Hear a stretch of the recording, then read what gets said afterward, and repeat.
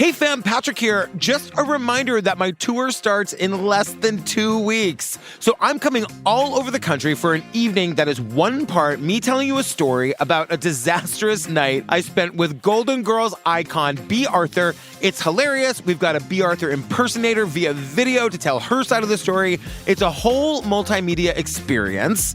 And then the second half of the night, we all go to the venue bar. It's a cash bar, and we just hang out.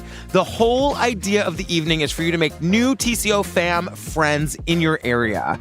And do not be afraid to come alone. We've got stickers for solo travelers that say solo and fabulous, and that just lets your fellow fam know that you're looking to make new friends. You don't need to wear the sticker if you're traveling solo, but if you want to make new friends, that's an easy way to let everybody know. So far, we've announced 17 cities, including Seattle, Los Angeles, Salt Lake City, Denver, Indianapolis, New Orleans, Kansas City, Dallas, Austin, Houston, Portland, San Francisco, Phoenix, Detroit, Cleveland, Columbus, and Cincinnati.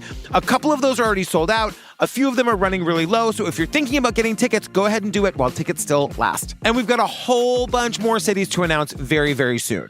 We've got a link to the tickets in the show notes of the episode, or you can just go to patricktours.com for all the info and tickets. And fam, I will see you on the road. Elizabeth Smart produced this, you say? Elizabeth Smart produced this, and Elizabeth Thomas is here to tell her own story. It's amazing. It's really amazing. I'm very into it. I know.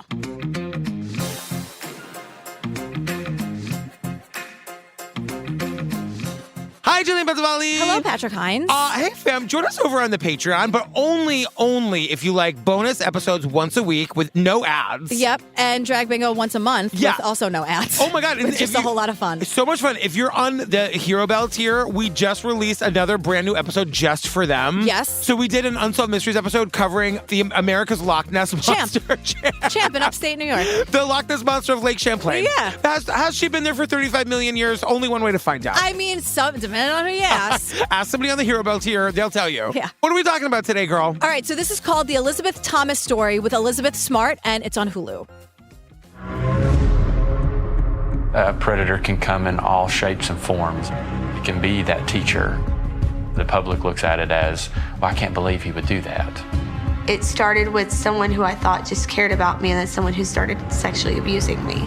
I ain't done nothing wrong. Just because someone on face value looks like that they're, Mr. Clean doesn't necessarily mean they are.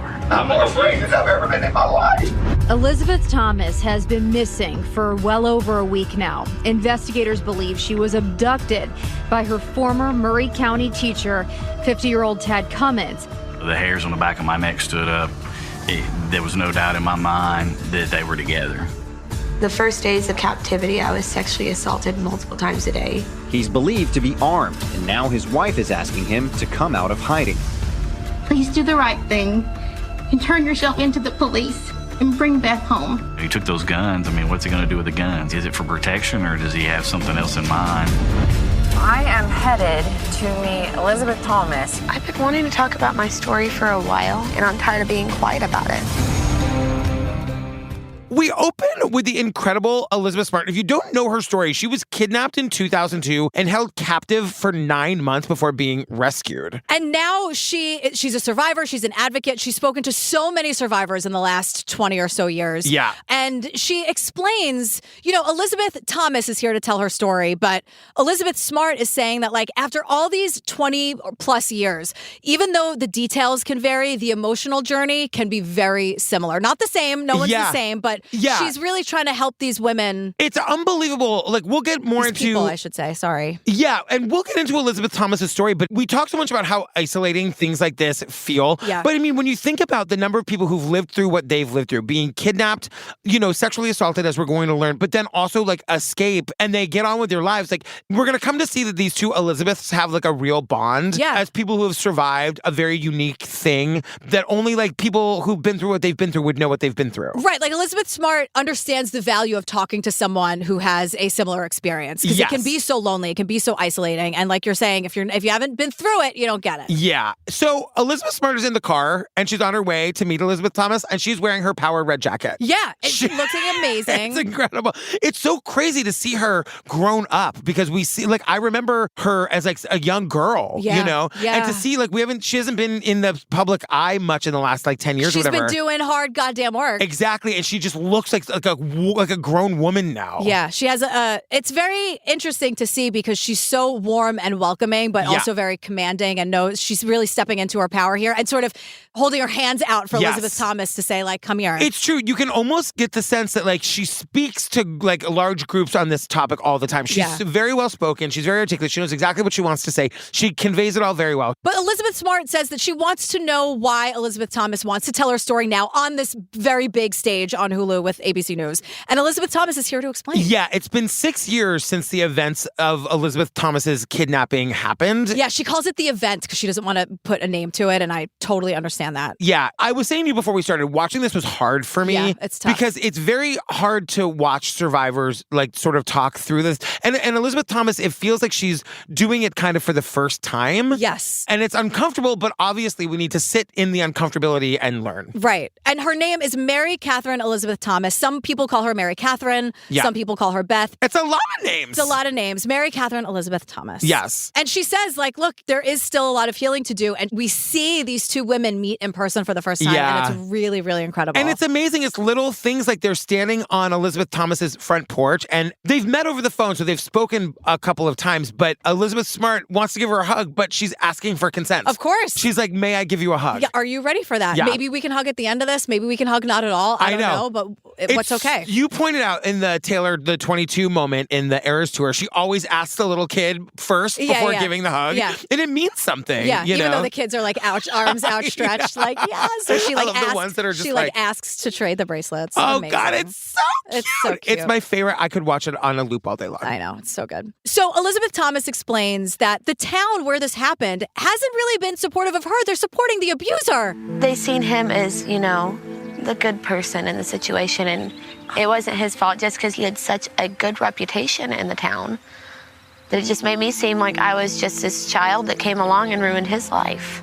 Like, she lives in the town and she's not supported, and I think she's here to set the record straight. Yeah, because she says he had such a good reputation, and they make it out like I was some child who came along and ruined his life. Yes. And she really emphasizes his here, which I think is important to point out. Yeah. We see the two of them speaking, both Elizabeth's here speaking, and then we get Elizabeth Smart to camera to sort of break things down for us because she's been such an advocate for so long, and she jumps in, and Elizabeth Smart says, this is exactly why people don't want to talk about what happened to them. This is why, because even everyone knows the truth. The truth is so glaringly obvious here, and still Elizabeth Thomas is being shamed, or she's just not being believed, or she's kind of like sneered at when she's just going to the store. It's ridiculous. It's insane. And part of me feels like people must just not be able to confront that this happened in their community. Yes. You know what I mean? And there's something about this teacher. We had a teacher, we'll get to him in a minute, but we had a teacher like him at my high school, the safe one, the one that everyone went to his classroom. And he ended up being a great guy, like being the principal of the high school eventually. And as far as I know, there's no allegations against him, but it always made me uncomfortable. Like, kids were a little too close to this teacher, you know? It's true. Yeah. And I want to be very clear, nothing ever happened with him, but there are boundaries for a reason, and there should be boundaries. Like, we'll get there. We'll get there when we get there. But it's just like, oh. Yeah. Girl, Pretty Litter is back. Tell us about Macaroni. Macaroni's doing great. He's feeling great according to his pee because Pretty Litter tells us that. I'm feeling great according to my pee. You know? You know what I mean? But that's the thing about Pretty Litter. They've got the health indicator. They do a bunch of other things we're going to tell you about. But this health indicator means that the litter turns a different color if the cat has something going on that you need to have looked at by the vet, because a kitty cat cannot tell you, not even Macaroni. Right. Macaroni's my best friend's cat, by the way. I think it was Macaroni's your best friend. No, well, you know, hey. You're getting close. Here's the thing, though. Pretty Litter's non-clumping formula traps odor and moisture. I know you don't want to hear this, everyone, but if you have a litter box, your house smells. It's true. So, not anymore. Not anymore. It's lightweight, low dust, and 1 6-pound bag works for up to a month. And the thing is, they send it right to your door. I always say this. I remember the days of like carrying that heavy box or bag, and it like rips your hand. And the dust is all over you. It's everywhere. Not anymore. Not with the Pretty Lits. Nope. Indoor cats and indoor humans agree. Pretty Litter helps your house smell fresh fresh and clean. Go to prettylitter.com/TCO to save 20% on your first order and get a free cat toy. Did you see the way my face lit up at the free cat toy? It's so cute. That's prettylitter.com/TCO to save 20% on your first order and get a free cat toy. prettylitter.com/TCO. Terms and conditions apply. See site for details. What do you think the cat toy is? Oh, probably something with like a bell on it, right? Oh, totally. Yeah. A little mouse with a bell on it? Exactly. So we learned Elizabeth Thomas was already what they say is vulnerable. My family growing up was very rough. We weren't raised on I love you. I just felt like there was no love in that household. There was a lot of things we didn't have. We weren't, we were very poor. My parents homeschooled us, but I felt isolated just because I felt like there was nobody who cared for me. There's no parent sort of being like, that was horrible when this thing happened. Right, and then I supported her ever since. And all I can think of as a dad, watching this whole thing is like, it's just not hard to show love to your children. I get it. I was raised by a single mom who had to work all the fucking time. I was barely parented, but I knew my mother loved me. Right. And that made some kind of a difference. Yeah, because Elizabeth Thomas says, she grew up poor. She was homeschooled, which made her feel very, very isolated. She said, I felt like there was no one who cared for me. But then high school comes along. And she goes to high school. So it was a major culture shock because she goes from being isolated and homeschooled to being in actual high school. Can I tell you something that's just occurring to me? She's talking about this transition into regular high school and how hard it was because nobody talked to her and everybody looked at her like she's like the weird new kid and she had nowhere to sit at lunch. And it is just not hard to be nice to people. It breaks my heart. And I have a question. Yeah. Can you just teach your kids to invite people to sit with them? And now my question is, on top of that question, because the first thing I'm saying is is it too much to ask to teach your kids to invite someone who's sad, who's sitting by themselves at lunch? But then I'm thinking, am I going to get yelled at for that? Am I making it the kid's responsibility now? No. I don't know. It just feels like the nice thing to do. I'm 100% on your side. And we had a meeting with Daisy's principal today just to go over stuff about school. And the thing that the principal said to us was Daisy is just friends with she's so nice to everybody. And we had our Christmas party, right? And we had maybe 6 or 7 kids at the party. There was a woman who came, I didn't know that well. She was a friend of a friend. She brought her son, his name was Kevin. And I brought him into the room where all the kids were playing and they all knew each other. And I brought him to Daisy because he was a little shy and I knew she would make him at home. And I said, Daisy, this is Kevin. Can you please make him feel at home? And she took him by the hand and she goes, yes, Daddy, get out. Yeah, bye. But a little goes a long way. And when you're in high school, it's just not that hard. When I was in high school and I came out and I just had a really fucking hard time and I wasn't cool, I wasn't popular. The most popular girl at school made it her fucking life mission to make my life better. She just she befriended me day one of junior year. She turned my life around. And because of her, I loved my high school experience. Yeah. It's just, her name is Bethany. It's just not that fucking hard to do that. We've discussed Bethany before. Yeah. And your kid doesn't have to make it their life's mission. Right. I like Bethany, she's a unicorn, right? Yes. But you see, I just don't understand what is the protocol with the conversation at home when someone sees someone sitting alone at lunch? And if you don't want to invite them to your friends, can you maybe teach your kid to go sit with them or ask them a question or say hi, introduce yourself? And Daisy and I have had the conversation about how Daddy and I are both gay. That means when we were in high school, it was kind of hard for us. Yeah. People weren't always nice and having to explain what it's like to be different and what that means and how that was for us. And I think you can teach empathy in your kids. Not everybody can be taught empathy. No, not everyone. I think most people can. You can try. You can sure as hell try. Exactly. And here's the thing about having kids. The goals, keep them alive. Totally. If you're doing that, you're nailing it. And raise them to be decent. Yeah, tell them you love them every now and then. You know what I mean? Make them feel loved. And that was the first thing I thought of. And I was like, oh, this might be controversial. Am I going to get in trouble for saying teach your kids to be nice to the kid who's sitting alone at lunch? Nope, I don't think that anyone's going to have any controversy over that. You don't have to take it on. You know what, fam, I want to hear from you in the Facebook group. I weigh in on this. How, do we think we should be teaching our kids to be nice to other kids at school? Well, what do you put it that way? I want to hear your thoughts. I really do. I want to hear your experience with this. Yeah. So we meet Sarah Beth Myers. Love her. Where's her documentary? Love She's her. the best. She's a former federal prosecutor. She prosecuted the piece of shit in this case. His name is Tad Cummins.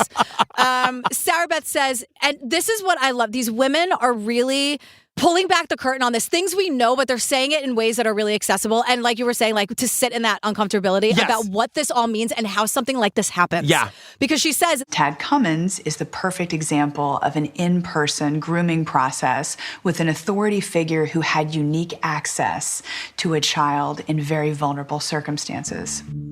And Mary Catherine is a perfect example of how an abuser would find someone who has particularly vulnerable characteristics.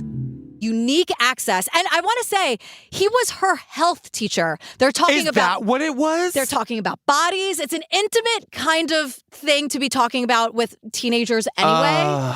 So I just want to say that. But he was this authority figure. He had unique access to a child in very vulnerable circumstances. Because remember, like, she's new to the school. She doesn't know anybody. She doesn't have any friends. Nobody's parents taught their kids to be nice at that school. So, like, no one's being kind to her. And she's coming from a very, very sheltered upbringing where, like, she does not have a close relationship with her parents. She's a prime target to be groomed. And she says she doesn't want to say this guy's name. It's a trigger for her. Don't worry, Elizabeth Thomas. We're not going to say it either. We said it once. We had to. Now we're done. Yeah. So she meets this guy between her freshman and sophomore year, and he was the cool teacher. So I want to talk about this a little bit because, like I said, we had this teacher at my school. He ended up being, I mean, as far as I know, he was great, and kids really felt safe in his classroom. I had cool teachers too. Yep, and he was like, it was like you would meet in his classroom, like the bus would drop you off, and everyone would go to his classroom, and like it was, but there was just something about it that felt off to me. And I just think that boundaries exist for a reason. You know what I mean? Yeah. No, I'm not trying to take away your kid's favorite cool teacher. I want them to have that. I just want eyes on everybody. I know. You know what I mean? It's like you want them to have the Mr. Keating from Dead Poets Society. Yes. But we can't all be Robin Williams. No. And like, you know. Is it Professor Keating? Oh, God. Oh, Captain, my Captain. Oh, Captain. I have been, you know when you get a craving to watch a movie, like you get a craving to eat or drink something? Yeah. I've been craving Dead Poets Society, but I have been, especially after the Tortured Poets Society came out, I've been dying to watch it, but I'm a weirdo and it has to be like the perfect temperature outside. It has to be the perfect weather. Oh, and now I'm missing. It has to be October. It has to be a BER month. So I have months and months to work myself up to it. But I've been like a little fearful to watch it because I know it's just gonna totally destroy me again. Were you a Swing Kids girl? Was I a Swing Kids girl? I didn't even know if you were gonna know what that was. Are you kidding me, Christian Robert Bale? Sean Leonard. I know because I had that poster in my room. Oh, I was like obsessed. The 1-2 punch. Oh, the 1-2-3 punch of like the Newsies, Swing Kids, Dead Poets era. Well, how about Strictly Ballroom? That I missed. Okay, that but was a Baz Luhrmann. Oh my God, fam, go watch Strictly Ballroom. It is so good. I know that it is. It was just never. It was never in my like constant rotation. Yeah. Oh, I wish you and I had known each other like in middle school and high school because we would have liked the same boys. Oh my God. You know what I mean? So Anyway, just keep eyes on the teachers. Teachers, thank you for being. Look, I love, well, maybe nurses, but I love teachers like number 2. Yeah. And I'm not trying to disparage teachers in any way. I just remember looking at this guy and clocking him and being like, that's what everybody felt about this teacher over here. And this guy obviously is giving the great teachers a bad name. Of course. I mean, Ashley, my best friend Ashley, has been a teacher forever, and she's an assistant principal now. Yay, Ashley. So proud. But they call her Miss Ashley. Yeah. But I do think there's something, and they've always called her Miss Ashley from the first time I like visited her at work, which was like, oh my God, I could cry. She's so amazing. But like, she's doing such good work in New York City and like with kids, and they need her so much. And I'm just, and the cat, Macaroni. Oh my God. Even though he knocked her down the stairs and she like fractured, she got like a bone fracture. He knocked her down the stairs? Okay. Excuse me? That was wrong, Macaroni. I'm sorry. He was so little. Justice for Macaroni. He was going to get neutered, and he was going to get. Look, you try to neuter me, I'm going to knock somebody down the stairs. Okay, but you know you're what I a mean? cat, so please spay neuter your pets. But they were walking down the stairs, and he's so teeny tiny, and she tripped over him, and they both went flying down the stairs. He was totally fine. He got neutered. He's fine, but she had like a bone fracture. No, is she okay? She's totally fine. We were supposed to hang out that night, and she was like, so something happened. I was like, oh no. She's like, Macaroni hit me. All right?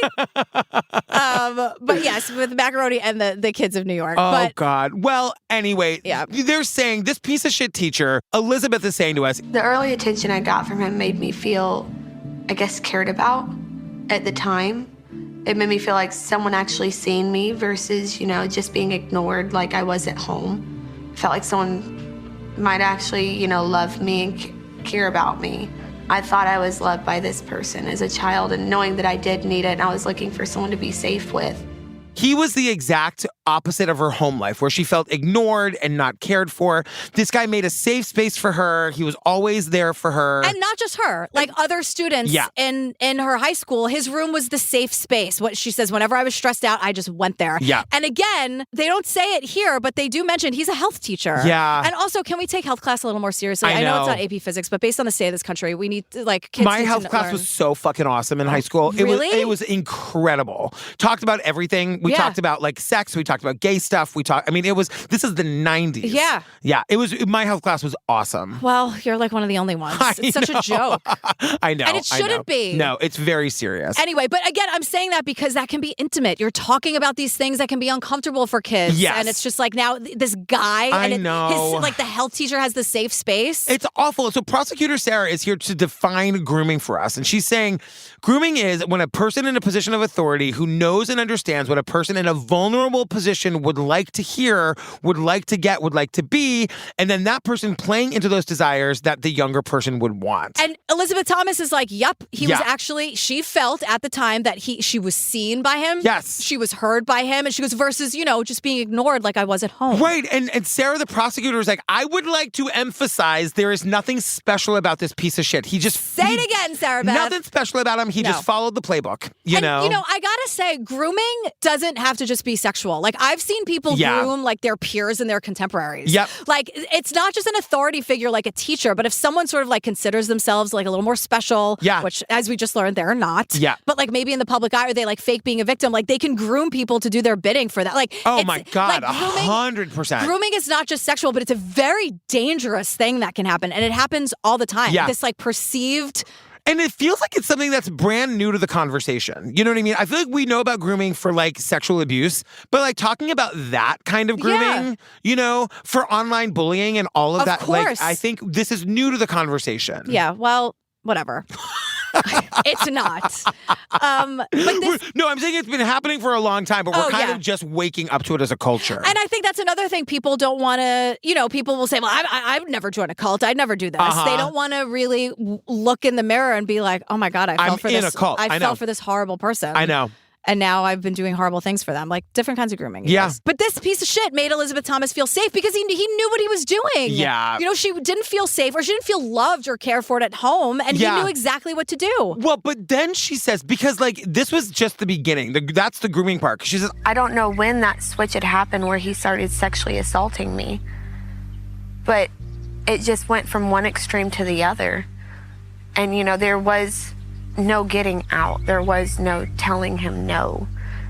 It felt like I had no way out.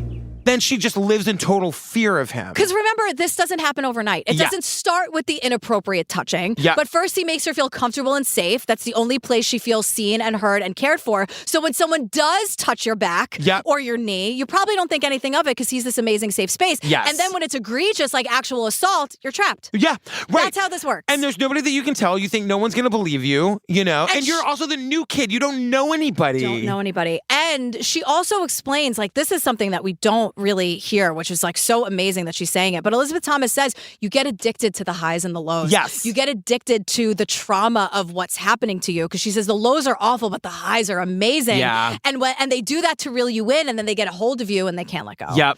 So Elizabeth Smart says, like, to just tack on to that, they go from protector to predator. Yeah. And it's like for a child who's going through trauma at home anyway, that's impossible to navigate. And your brain... It's meant to be confusing. Exactly, because your brain can't, like, all of a sudden she has a safe space for the first place in her life. She can't lose that, Right. So even though he's abusing her, in her brain, he's also the only safe space she has. And then you start negotiating with yourself. Exactly. Because it's like, well, sometimes I'm seen and heard, and it is really awful now. Because now Elizabeth Thomas is saying that he was abusing her every day, and he was forcing her to do sexual things that she didn't want to do. And if she said no, he'd be furious. But then she's like, well, I don't want him to say no because he's the only person who's nice to me. Exactly. So you start negotiating against yourself to continue to be in this horrifying situation. And just and you can't tell anybody. Nobody knows. Right. Because imagine, like, oh God, to play this out from Elizabeth Thomas's perspective, she tells somebody to make it stop. She loses her safe space, but also he goes to jail. And she's already ostracized. No one's sitting with her at lunch anyway. Exactly. And her parents aren't nice to her. God. So what is she going to do? Oh my God. Fam with children, go tell your kids tonight they got to sit with the new kid. Just go home and tell them they got to sit with the new kid. Ask them a question. A little bit goes a long way. Just be say nice. hi. Yep. What are you listening to these days? Uh-huh. Oh, I like that bracelet. I don't care. Right. Not in the Regina George way. It's the ugliest effing bracelet I've ever seen. So you agree I need to lose 3 pounds? So you agree? You think you're really pretty? Can't sit with us. No, you can sit with us. That's the vibe. You can. Exactly. You can sit with TCO, you can sit That's with the vibe. us. That's always been the vibe. Oh my God, that's merch. TCO, you can sit with us. We have definitely, like, this is not the first time we've said that. Really? Oh, yeah. All right. For welcome sure. Back. Welcome back to the planet, Patrick. Yeah, Hines. no, but I'm just saying, like, look how easy it was to do that. I know. Well, I mean, I want to say this. I really mean this from the bottom of my heart. Get into our Facebook group. You are welcome there. If you're having a hard day, if where you live, you feel isolated and alone, we are those kids. We are those kids that are now making this podcast. We want you here. Totally. We want you to be with us. Come and find us. Come and find us and find God damn your it, people. I could stand up and scream. I want the West Wing music playing underneath me. Oh, Captain, my Captain! Oh, Captain, my Captain! I'm going to get on this desk. So I have to wait till October to watch that movie now. You don't. You make the rules. Exactly. I make the rules. And they're very strict. Yeah. All right. That works. Because then when you do watch it, you're going to really love it. I'm going to love it. You're going to be so I really happy. want... What's the movie you would watch, like, right? What's the season for this? What is it, January? Yeah. Like real self-care, like How to Lose a Guy in 10 Days. Fun. You know what I mean? Yeah. Because Mike and I have been watching a lot of rom-coms and like chick flicks, for lack of a better term. Yeah. So I've been introducing him to movies that he hasn't seen, and he's like, McConaughey. He goes, McConaughey is like smooth in that. Oh, yeah. He's so good. I think it's the best McConaughey rom-com, for sure. We tried to watch the comedies, the dramedies. Straight to DVDs. That's our friend Jen Samard. Girl, Armra colostrum is back. Look, everyone around me is talking about this now. This Armra colostrum. Yeah, you were not really eavesdropping, but kind of eavesdropping on the gym bros, and they were talking all about it. Gym bros, but they were talking about it because here, this time of year, everyone is looking for ways to strengthen your immunity, up the gut health, up the metabolism, all of those things, right? Especially me, and that is truly why I started taking the Armra colostrum, and it's really easy. What it is, fam, it's a bioactive whole food, and it comes in a powder, and you do 4 scoops of it a day. And you can put the scoops on or in anything that is not hot. So you can put it in water and mix it up. I put it on my yogurt. Ooh. It's super easy to take. There are over 400 nutrients in it. So I know. you throw it on your yogurt and now you're good to go. And colostrum has been shown in research to help enhance nutrient absorption, which is what we're talking about, promote lean muscle building, also what you're very interested in, and improve endurance while fueling cellular repair regeneration for faster recovery. So you know what that means? Yeah. It's a fancy way of saying the day after you work out. Yes. You know, it's you're like still helping feeling good. Your muscle recovery. And I gotta tell you, fam, none of us are getting any younger. And people at my age or around my age, we gotta start really paying attention to this stuff. It's also things I'm not looking for, but I love. It's like vitalized hair growth, skin radiance. Oh, you don't need any of that. Look, you work to get skin radiance like this. That's what I'm saying. So, fam, we love it. We've worked out a special offer for our audience. Receive 15% off your first order. Go to tryarmra.com/TCO or enter TCO to get 15% off your first order. That's TRYARMRA.com/TCO. Try it. I really use it. It really works. Yeah, I believe you. Thank you. And steal that yogurt idea. We're allowed to steal it. We're stealing it. Also, eavesdrops on the gym boys. Yeah. You know what I mean? So Marcus Albright is the lead detective. He's the captain now, not in the pirate way. It's January. He's just the captain of the force. Yeah. January 30th, 2017, the school calls the cops because here's where we're going to slow down on this for a minute. Yeah. They report a teacher has been caught kissing a student. No, we're already on the wrong track. There's no such thing as a teacher kissing a student. Right. An adult is assaulting a child. Yes. A teacher was caught. What, would you walk in on them and apologize? But I mean, honestly, like, we don't know who the student is who saw this or who reported it, but we know that it was reported and it was not reported by Elizabeth, our victim. It was handled poorly right away because suddenly the entire school knows and everyone's mad at Elizabeth. How could you do this to the cool teacher, our safe space? Right, because the idea is that she seduced him. Like, are you fucking kidding me? It's her fault he got caught. Can everyone just shut up about it and let us have the cool teacher? I know. That's what everyone's saying. And she says, I felt like I had to protect him to protect myself. So she lies to the cops and she goes, I don't know what's happening. There was no kiss at all. Yeah. So she's protecting herself from the bullies and from her home life and from this now abuser. And this is where it starts. This is the beginning of her not feeling like the police are a safe space for her. Right. You know what I mean? Because right after the police interview. After my police interview, he cornered me in his room and he asked me what I told them. And that was the scariest thing, looking into his eyes and just being so scared of what is he gonna do to me? Even though I tried to assure him I didn't tell him anything, it just felt like he's basically told me, if you did tell anybody, it would happen. She was terrified looking into his eyes. Yeah. The rage that she saw there. As she's apologizing to him and saying, don't worry, I won't do anything. I mean, she didn't do anything. She didn't do anything. So we get to a little bit of a timeline here. January 23rd, 2017, Kiss reported, is what the on-screen text says. Another student, her, saw them kissing and reported it. Not, again, this teacher is doing something inappropriate with my friend. Yeah. Right. A teacher was caught kissing a student. Exactly. Or a student was caught kissing a teacher. Seducing the teacher in the health room. Yeah. So by February 1st, 2017, the piece of shit has his first interview with the cops. He comes into we see this all. Wreck. A nervous wreck. He looks like a bag of shit, this guy. You can see how heavy he's breathing. You can see his shirt moving, like his heart is beating out of his chest. Yeah. And now his version is that witness was lying. No one has kissed anyone ever. I don't know what you're talking about. Yeah. So they ask him, what is your relationship with Beth? Yes. And he says, I'm a person that has been alongside her and that she comes to from time to time for counsel. I mean, the answer is I'm her health teacher. Exactly. Like, period, end of sentence. Period, end of story. What's with the word salad? Right. I counsel her from time to time. You're her fucking health teacher, bro. Is he like setting up the scene to be like, she's making this up because she's obsessed with me? Well, because now we get this like long-winded story. Yeah. And it's one of those situations where like, you're just digging yourself deeper, stay stupid, keep talking. Yeah. But even the cover-up's bad. Because imagine you're this fucking drip, right? Like you're in the police station. He thinks he's going to jail at the end of this interview. Like this man is fighting for his life. Right. And he's like a herb fighting for his life. Oh my God, fucking herbs, man. And so this is his long-winded story. And again, just shut up, but really keep talking. Right. It's very To Catch a Predator. It's like if he's like, I want a lawyer, then all of a sudden, you know what I mean? Seat. Right. They always do. They always sit down. Oh my God. They always those take a chair. actors. Hey, I'm just going to change out of my cheerleading outfit. I'll be right back. Those poor women. Those like 40-year-old women who look like they're 13. I mean, that must be so like, what's the mental health protocol with that? The first time you ever did one of those, like when they get them out of that room so fast. I'm just going to change out of my cheerleading costume. Don't worry, I'll bring the condoms. I mean, that's literally. Or she's like, did you bring the booze and the condoms and the porn? As she's halfway.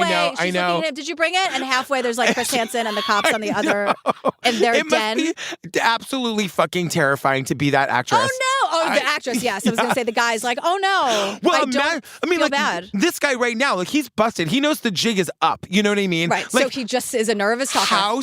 Nervous talker. Because he goes. She had got into somewhat of a confrontation with her math teacher. Asked to go to the restroom, grabbed her backpack, and the teacher protested her taking her backpack, and she said she had to have it because she was on her period and needed stuff out of there. Okay. Hi, I'm on my period, so I need it. Yeah. Very Cher Horowitz. I mean, the thing that is... Crimson Wave, I had to haul ass to the ladies. All I know is that if Daisy came home and told me that she was going to the bathroom and the teacher said, don't take your bag, and she had to explain to them that she was having her period, I would burn the school to the ground. Well, it's like, how do you know? Why are you talking to her about her period? Exactly. Why does every teacher seem to know everything? I know. Like, it's all inappropriate across the board. Yes. And now, did this even happen? Right. I don't know.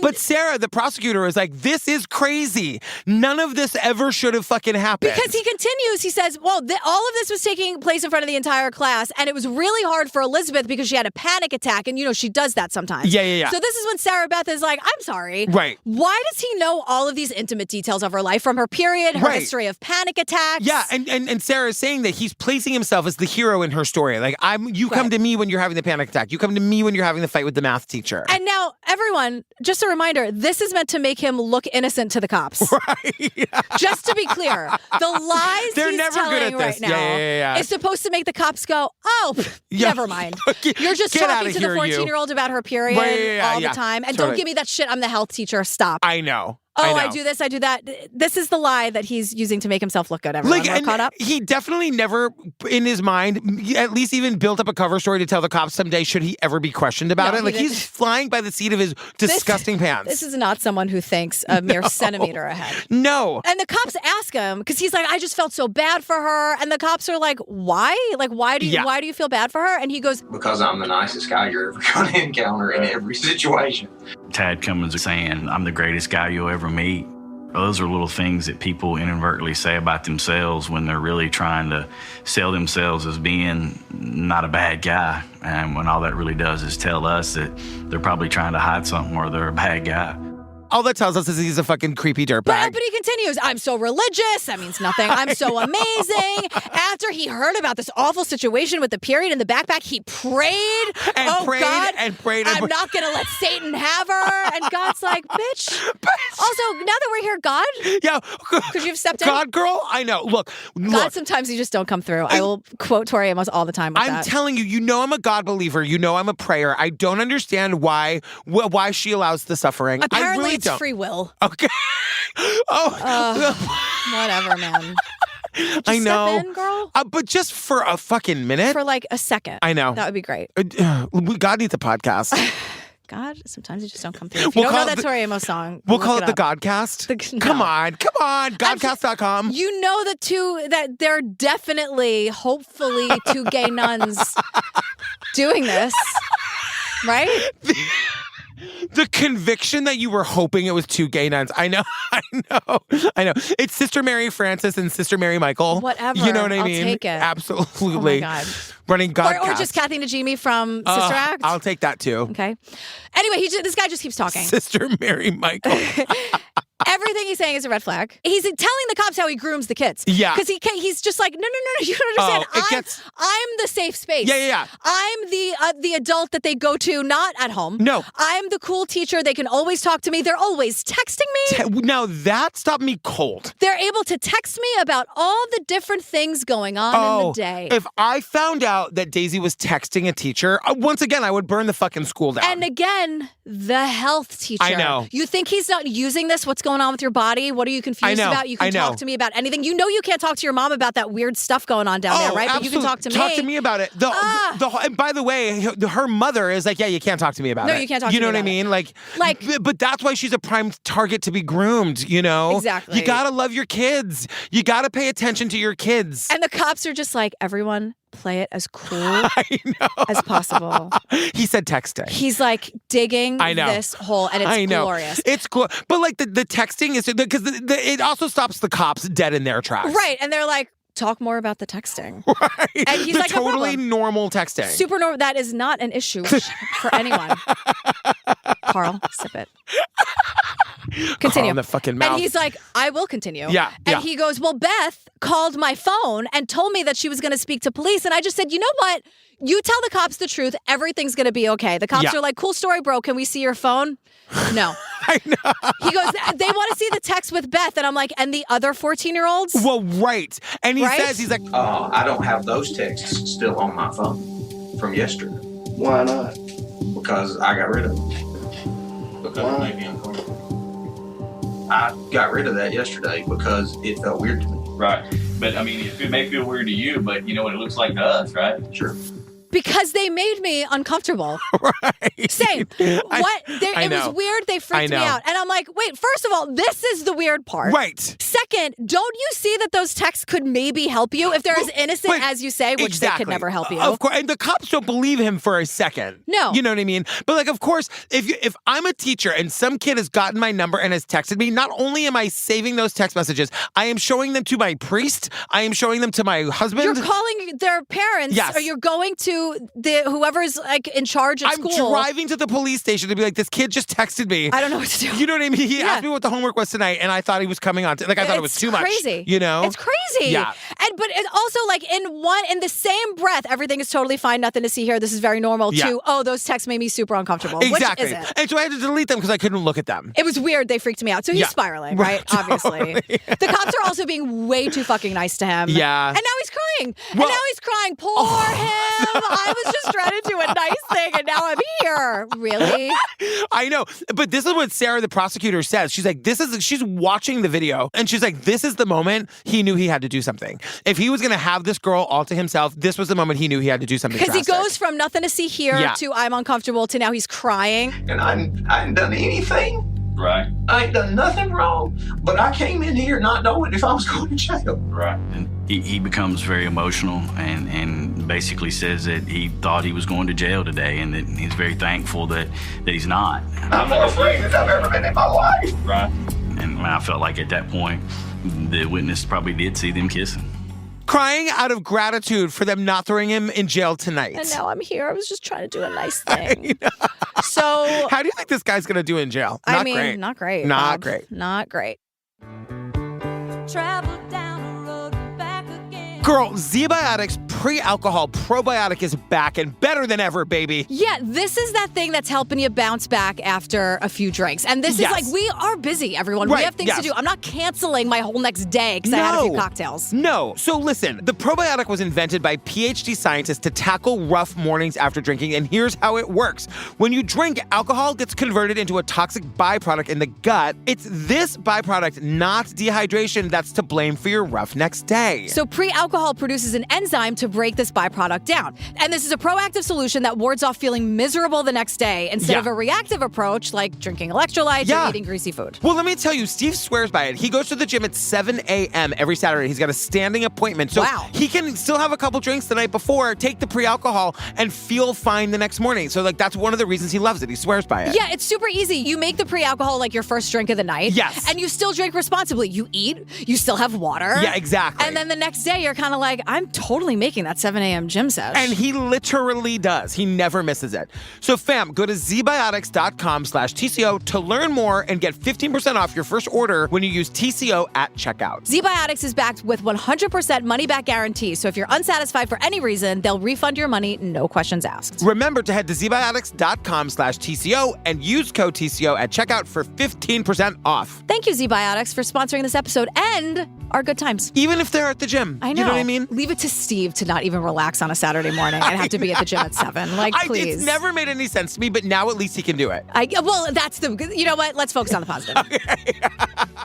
Girl, Rocket Money is back. We love Rocket Money because Rocket Money finds and cancels subscriptions you forgot about. Yeah, and my favorite thing about it is the dashboard. Yeah. Because you can see all of your subscriptions in one place, and you can see how much everything costs, and you can see, even if you're not surprised by a subscription, you can also be like, is this worth it to me? Do I even want this? And then you just click on it, and Rocket Money takes care of canceling it. They will even negotiate a lower bill for you. Honest to God. So here we go. Rocket Money is a personal finance app that helps find and cancel your unwanted subscriptions, monitors your spending, and helps lower your bill so you can grow your savings. Do you know, I just learned something? Please. 85% of people have at least one paid subscription going unused each month. I know. Steve goes through our credit card statements like a fine-tooth comb every month. He's like, what is this I didn't know I had? Yeah, guess what? Steve, take that off your list. Rocket Money's doing it for you. Rocket Money's now doing it for you. Exactly. Rocket Money, by the way, has over 5 million users and has saved a total of $500 million in canceled subscriptions, saving members up to $740 a year when using all of the app's premium features. And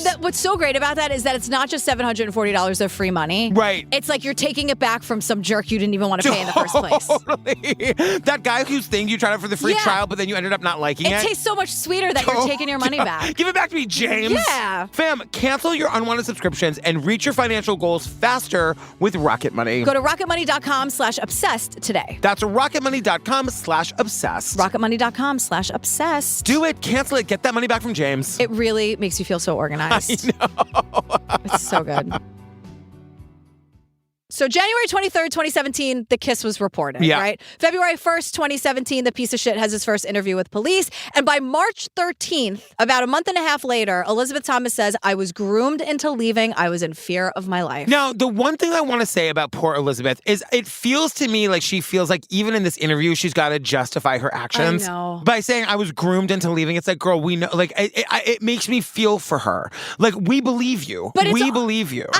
I hear that. But I think it's good to be normalizing these words and phrases. And this is how we talk about it. She wasn't kidnapped. She was, but she was groomed into leaving. That's important to say. I guess that's true, right? Yeah. I guess you're right. To me, it felt like, remember, like, this interview's going to be over and she's going to have to go to the grocery store and deal with fucking Samantha from down the street who doesn't believe her. Samantha, shut up.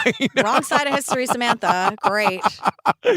Where were you on January 6th, Samantha? I mean, please. So this guy convinced her that leaving with him was her only option. Yes. Either she lives with him forever somewhere or people get hurt. He will hurt her. He'll hurt himself. He'll hurt others. Her family. And he made it very clear that he would kill someone, quote, if he needed to. He's not taking no for an answer, this guy. This is the fucking safe space health teacher. You know what I mean? Health teacher. Like, oh my God. And Elizabeth Smart says, she goes, look, Everyone knows about fight or flight. This was so interesting. Everyone knows that term, right? Yeah. But there's actually freeze and appease as well. And all four of these are natural reactions. Elizabeth Thomas's story portrays that so perfectly, where someone from the outside could look at it and be like, oh, well, she looks like she's going along with it. She looks like it's fine.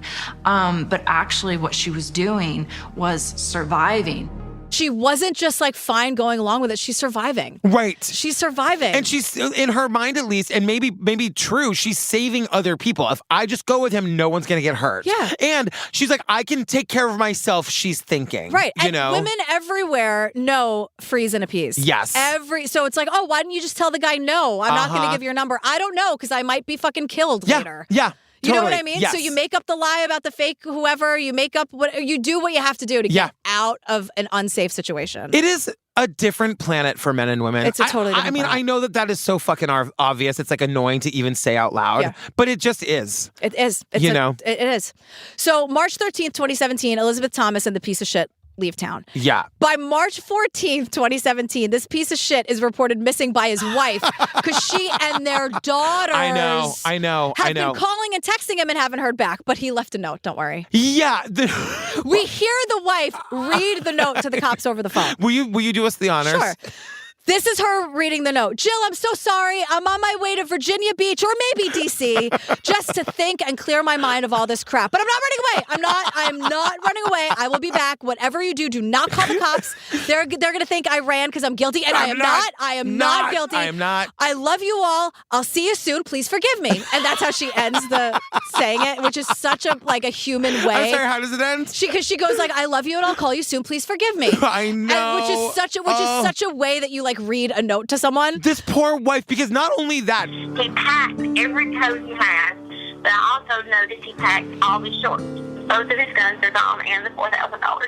He bailed, and he was hoping that the stupid note would buy him a day or two before his wife calls the cops. Because when Joke's on you, idiot. She called right away. Fam, when you find out where he tried to go and how he tried to get there, it is unbelievable. This guy's an idiot. Such an idiot. And I really hope his daughters are okay, and I hope know. he wasn't abusing his wife. Same.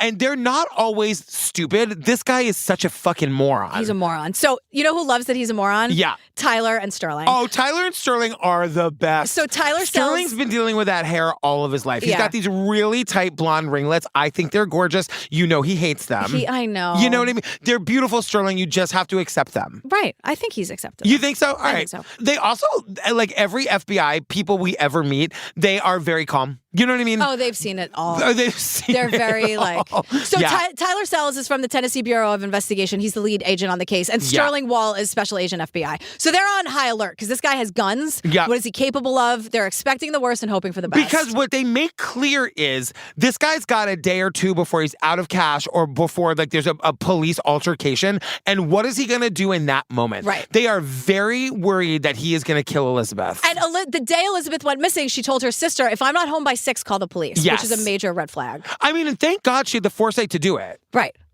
But also, this idiot's wife called. Yes. Because he left the worst goodbye note ever. I know. The more you say, don't call the cops, I'm coming right back, everything's fine, the less fine it is. Hello? What's a note he could have left that could have bought him a day? Nothing. Right? Totally. There's nothing nothing that he could have said. You know what I mean? I went back to, I'll be right back. I went to buy you whatever. At least throw some confusion. Haven't you watched an episode of The Traitors once in your life? You need to confuse everybody. If you want to buy yourself some time. I know. I'm just it was never going to go well. No.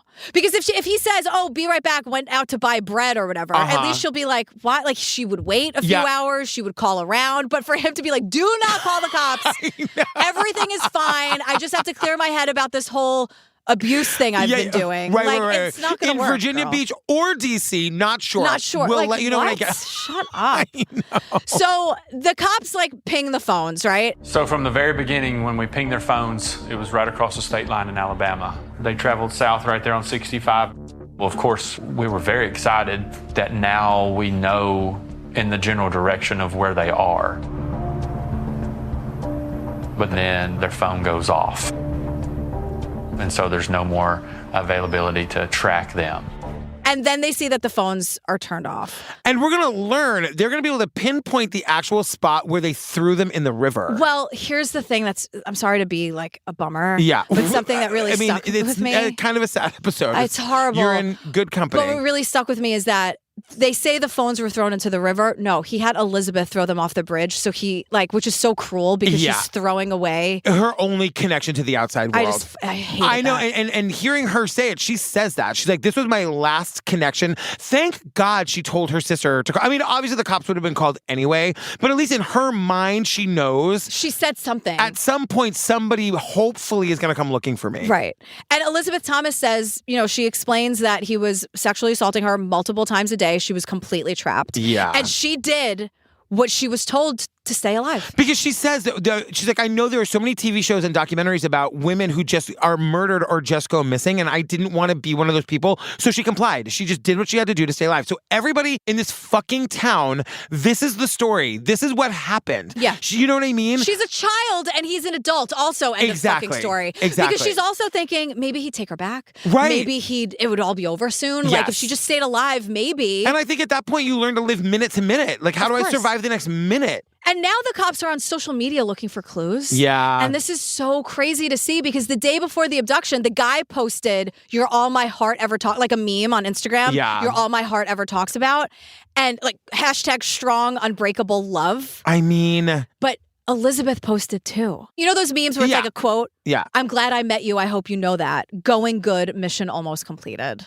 So she she is completely groomed and just he told her, do this or else. And this is why she's doing it. Yes. So the team gets a tip that Elizabeth and this guy are in Oklahoma City, that they checked into some hotel. And they also had gone shopping at a Walmart and they're able to get the video and they see her alive. Big win. And that is like Sterling and Tyler are like, okay, we know this was a couple days ago, but still, as of like 2 days ago, Elizabeth was alive. And both of these women, Elizabeth Smart and Elizabeth Thomas, are explaining that in both of their situations, they were both too scared to say anything in public. Yes. Like, you can be looking at this, and if you don't know any better, you can be like, why didn't she run? Why did she signal to the person at Walmart? And like, both of these Elizabeths, these women are saying, we didn't know what to do. Right. And they knew what he would do to them. They couldn't risk anything. They're 14 years old and they're terrified, and it's not their job. And Elizabeth Smart says this thing that she was like, I was also just as scared when I was rescued, when the cops showed up. And she says, I didn't necessarily know what the police were capable of, but I definitely knew what my captor was capable of.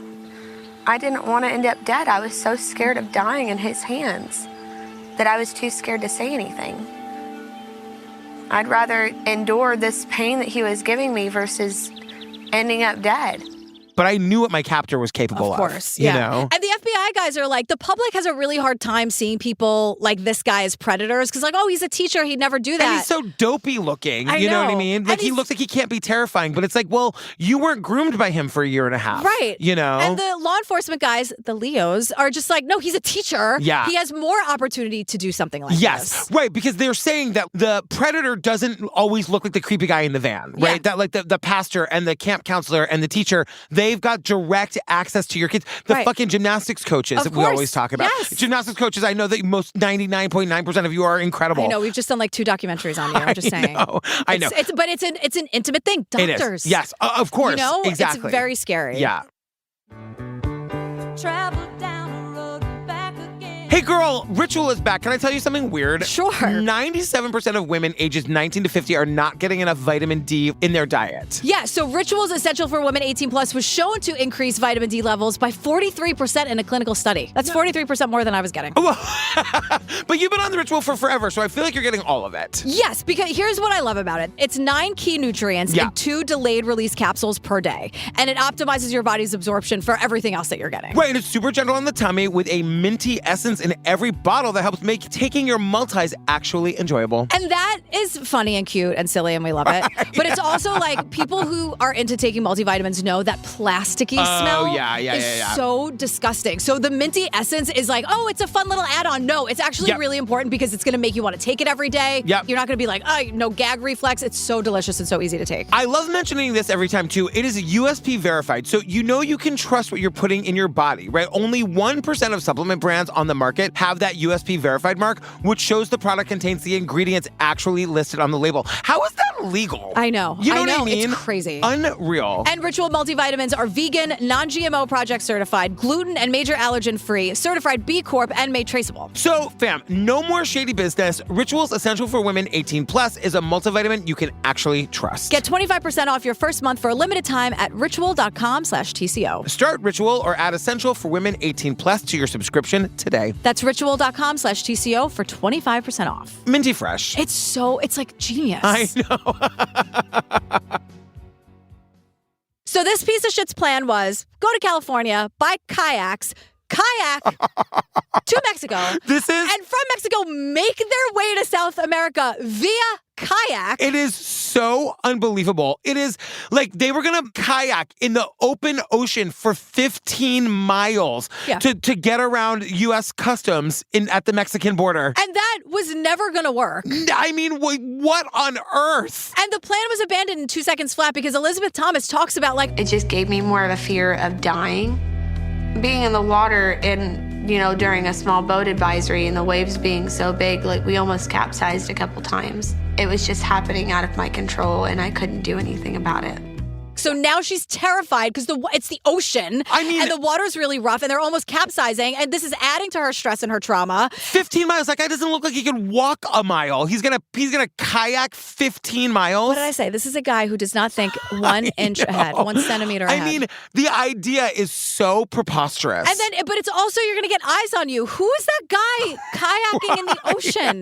Does that child need help? What's going on over there? Does that child need help? It just gets eyes on you, which again, good. Thank God. But I'm just saying, you're not thinking about this, you idiot. But then if they got to Mexico, they were then going to hitchhike to South America, where he had done mission work. They were going to get married. And I was like, can we leave whatever small little town in whatever South American country it is alone? I know. These poor fucking people do not want to harbor your disgusting health teacher ass. No, but guess what? So the plan is abandoned. They're out of the kayaks. Yeah. And they head north for some other off-the-grid place to go. And now they're in the mountains of Northern California. Yes. And now the story's everywhere. It's national news. There are people all over the country who know about this. They're seeing their photos. Their photos are everywhere. And this guy, everyone, brace yourselves, pull over. A tip line works. Right. This guy calls the tip line and he's like, I work at this cabin that's not even fully constructed yet. No. And they're squatting in this cabin. Now, we see the cabin, right? And we're going to see inside this cabin in a minute. And we're going to be reminded that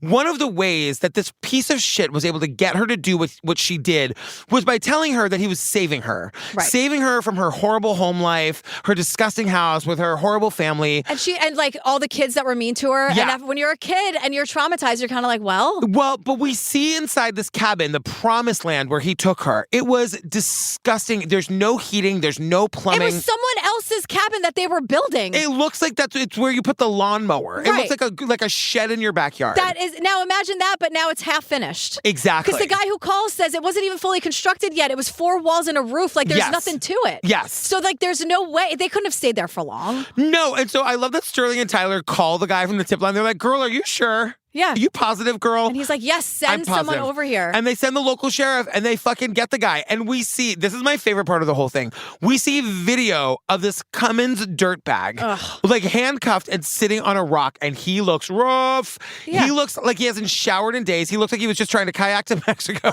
He looks it. It's been 39 days. So they get him 39 days after the abduction. This piece of shit is arrested and Mary Catherine Elizabeth Thomas is rescued. I gotta tell you, he looks grateful for having been arrested. He looks like thank fucking God I don't have to do this anymore. Oh my God. You what know? an asshole. What an idiot. And so, but Elizabeth Smart says, sure, of course there's relief when you're found, but there's also a lot of fear because when law enforcement comes in, that's kind of like throwing in an unknown into the mix. When I was found, my initial reaction was fear. All I could think of was, what if the police don't believe me? What if they believe my captors and they don't believe me? What will happen to me? The abductor is the devil you know. Right. And now you're thrown into this world that you never thought you'd really be in again. And the world is all out to get you. And now it's terrifying. And what if no one believes me? Or what if I have to go back to this guy? Right. What if he breaks out of jail and he kills me because that's what he tells me he's going to do? He does the Jeffrey Dahmer thing when the cops brought the kid back to Jeffrey Dahmer. The kid that escaped, they brought him back. Or Ted Bundy, I'm not making a joke, but jumping out of a second-story window. Yes. Sometimes these guys fucking against hope, they break out. I know. And this is what he's been telling her for 39 days. Yeah.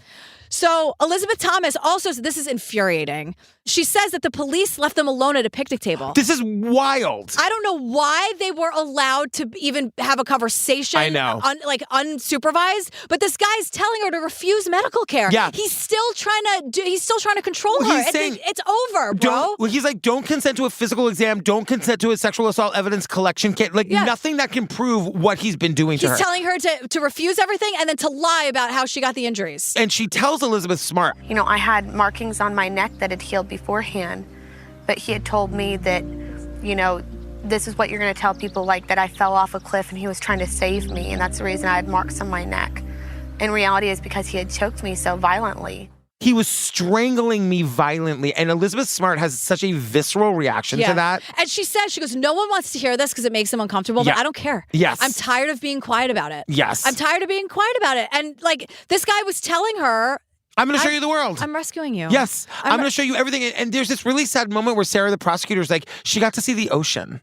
You know what I mean? And it's one of those things that, like, when you're Elizabeth Thomas, it must be confusing. It's the negotiating against yourself. I never would have been able to see this. It's not that bad, right? Yeah, exactly. Yes, it is. Right. But you get to a point where you're gaslighting yourself and yeah, my mom was mean. I told my sister to call the cops, not my mother. Right, exactly. What do I have back there anyway? And then suddenly you say that, he says it to you, and you say it to yourself, and you're isolated, and then you're like, well, what's so bad about this anyway? Then I'm like, if the plan had worked and they kayaked to Mexico and they hitchhiked to South America, was she really going to marry him and live with him in some village somewhere? I know. Of course, against her will, yeah. Oh my God. But you can understand, hopefully, if you have empathy, that you could see why she'd think, well, of course, to stay alive. But that's why they pick these victims, you know? Right. So this piece of shit pleads guilty, which means there won't be a trial, which is amazing news for Elizabeth Thomas, because that's also very traumatizing. It is amazing news for Elizabeth Thomas, and if that's what she wanted, then great. But now the town looks at her and they're like, well, you're an able-bodied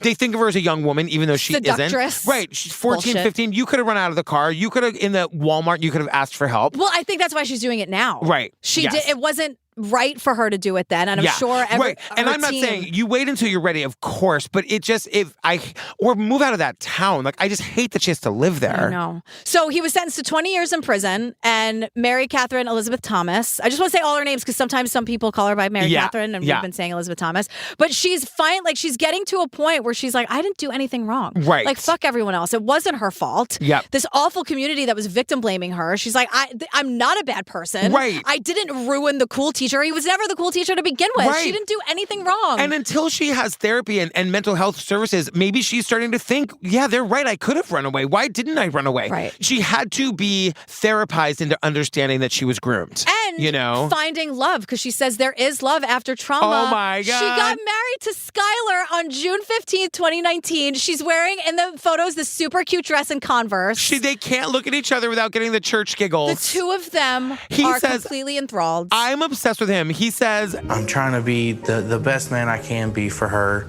to hold her up when she's feeling low and make her feel like the Queen of England, and, make her feel like the most important woman in the world. There's no other person that could take my heart away from hers.